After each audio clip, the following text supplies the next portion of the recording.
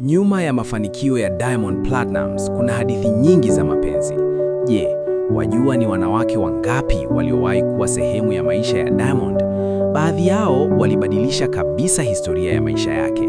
Kuanzia Tanzania, Kenya pamoja na Uganda, hawa ndio wanawake waliowahi kuwa karibu zaidi na Diamond Platnumz. Joketi Mwegelo.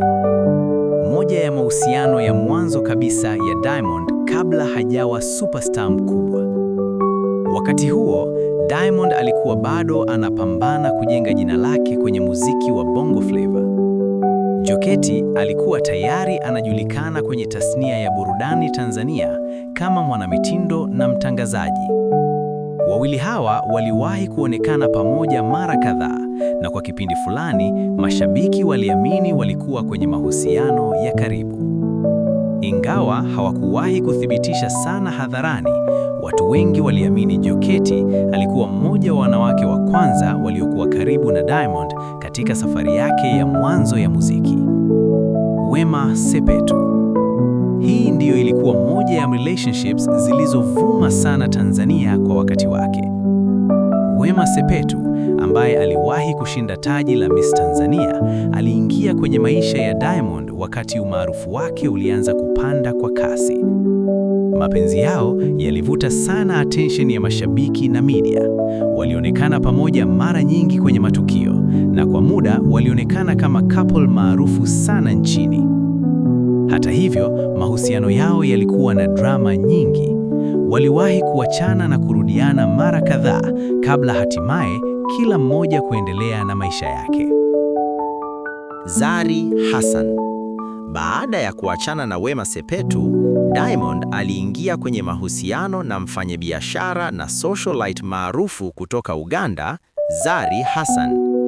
Mahusiano yao yalivuma sana Afrika Mashariki.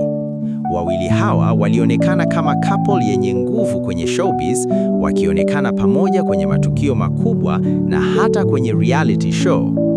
Mahusiano yao yalizaa matunda na walifanikiwa kupata watoto wawili, Tifa Dangote na Nilan.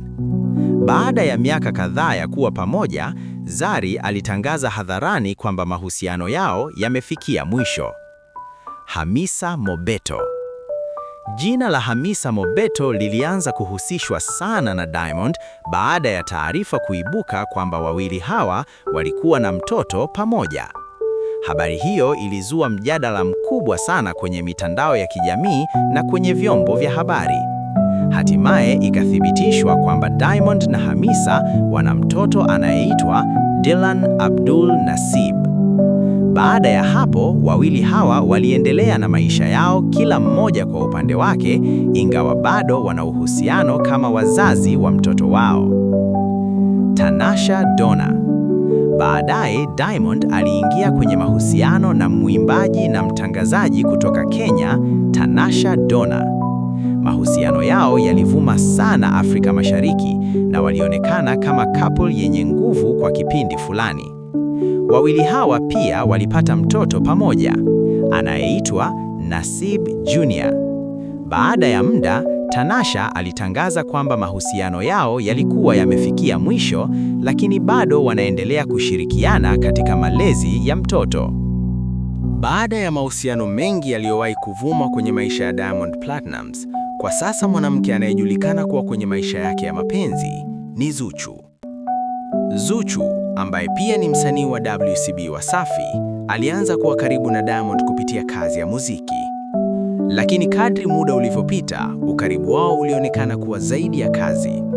Kupitia mitandao yao ya kijamii na kuonekana pamoja mara nyingi, wawili hawa waliweka wazi kwa mashabiki wao kwamba wako kwenye mahusiano ya kimapenzi. Kwa sasa, mashabiki wengi wa muziki Afrika Mashariki wanamtambua Zuchu kama mpenzi wa sasa wa Diamond Platnumz. Kwa miaka mingi ya umaarufu, maisha ya mapenzi ya Diamond Platnumz yamekuwa yakifuatiliwa sana na mashabiki wake. Baadhi ya mahusiano yaliishia kuwa historia tu, na mengine yakazaa watoto ambao sasa ni sehemu muhimu ya maisha yake. Lakini swali ambalo mashabiki wengi bado wanajiuliza ni hili: ni nani kati ya wanawake hawa aliyekuwa mapenzi ya kweli zaidi ya Diamond? Kwa shorts na documentary kali kama hizi, usisahau kulike, kushare na kusubscribe YouTube channel yetu Ijue Historia Yake.